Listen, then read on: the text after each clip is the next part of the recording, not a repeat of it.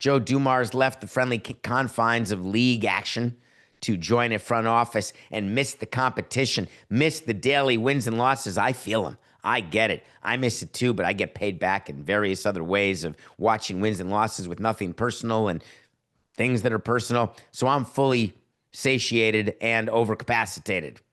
Joe Dumars said, get me back in there. Put me in. I can do this. And the owner of the Pelicans, Gayle Benson, said, hey, this is the greatest idea ever. Joe Dumars has been so bad with the Pelicans. Every trade he's done hasn't worked.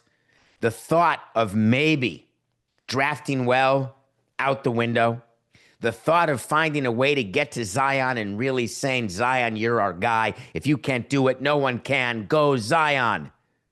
Zion goes from being the size of a national park to having the effectiveness of the Lincoln Memorial by sitting on the couch with his hands on his knees. Zion Williams is the problem in New Orleans, not Willie Green. Joe Dumars decided that he'd had enough after a 2-10 start. He couldn't do it. He couldn't watch this level of mediocrity. Wrong word. He couldn't manage to accept this level of crap, so he fired Willie Green. Willie Green, who is as responsible for the Pelicans' 2-10 start as I am. 12 games into his 5th season. Done. Now, it is true. He only went 150 and 190. It is true the Pelicans, since getting Zion on board, have been mediocre with occasional doses of absolute crap. It is true that Joe Dumars is going to have to find a way to rebuild and retool this organization, except is Joe Dumars the right person to do it? Has there been a great player who's been able to show the patience running an operations department? Here's how to do it. It's super hard to come by. If you are a fan of the New Orleans Pelicans, or frankly, if you're a fan of the New Orleans Saints, and for whatever reason, you believe that your teams are building towards something, that all of this losing that's going on, and my God, it's happening, I'm sorry to report to you that until Gail Benson sells your team, you are going to lose each and every year because karma's a bitch. Gail Benson, who spends her time trying to cover up pedophiles, spends her time being ineffective, leading anything except getting people to get away with the unthinkable, has made it very clear, hey, I support the church. B, I support these teams I'm never going to sell.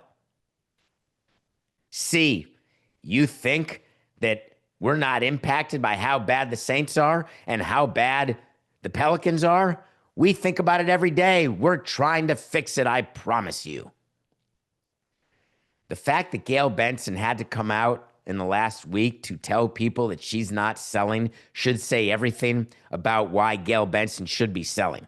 Now, I've had to come out many times during the course of my career to say, no, our owner's not selling. I know you want him to. I hope your ring looks good. I know you want to, but no, not selling, not selling, not selling. Hey, this team's for sale.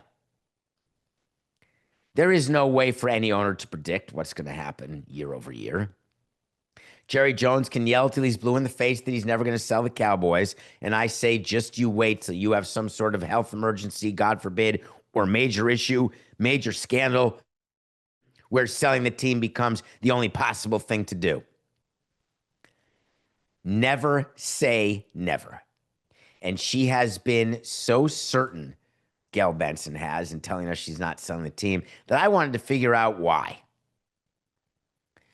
So I got to thinking, and I got to reading, and I came up with what I think is the perfect answer. Owning the Saints and the Pelicans and having them be bad is the perfect cover because it takes away all the other bad that she does. Because people don't want to focus on what's going on the religious side when they can focus on Mickey Loomis. When they can focus on things that in their mind actually impact them way more, to which I would argue, believe me, the only one who says that are anyone who's not a parent of one of the diddled. Because trust me, that would impact you way more than the fact that the Pelicans and the Saints are pathetic year over year, time after time, Cyndi Lauper. Did you know that Mickey Loomis right now, do you know what he does for a living? I don't know if you guys know this.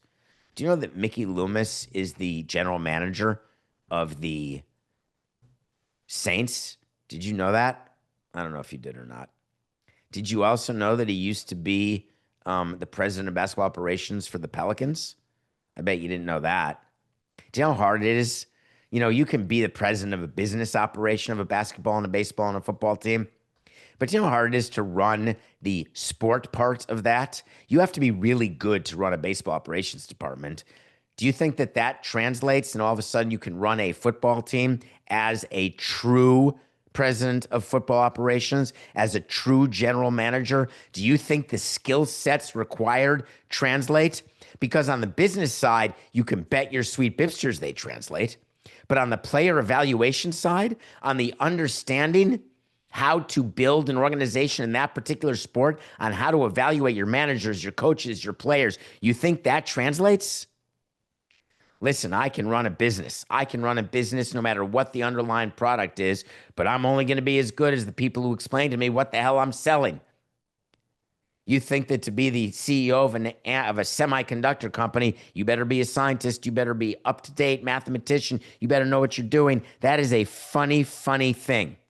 Because the pre-qualifications to run a public company, to run a company of any kind business-wise, are the ability to make good decisions and know who to listen to and who not to listen to. Know who to surround yourself with. I could argue very much that that would be the same as a baseball operations president or a football operations president, but there's a difference. The baseball operations department and football operations head, they don't actually run the whole business. They run only their area. So if I were called in to be the president of one silo that just made semiconductors, I would not be qualified to do that. Gayle Benson, she comes out and she is trying to talk about her teams. She's trying to make you feel okay about where the Saints and the Pelicans are. And the funny part is that she said, hey, I'm not firing Loomis. Why would I fire Loomis? I know the fans want to fire him, but it's ridiculous. Loomis does a great job. Mickey Loomis loses sleep at night, Gayle Benson said. Thank God. Loomis is disappointed the way you are. Thank God, because they're so bad. But Mickey told you that this season it would be fine for them to lose because we're rebuilding. The fact that fans don't understand it, don't remember it, don't care about it, Mickey Loomis is doing the exact job I asked him to do. Rebuilding. I laughed at all this Gayle Benson stuff. Be patient. I laughed at all this Gayle Benson stuff. Why? You must be disappointed. I laughed at all this Gayle Benson stuff because she is trying. I give her credit for that. She is trying to deflect so many different things that are going on. She just wants you to know that she is currently running bad teams. So Joe Dumars is going to have to figure out what to do with those Pelicans.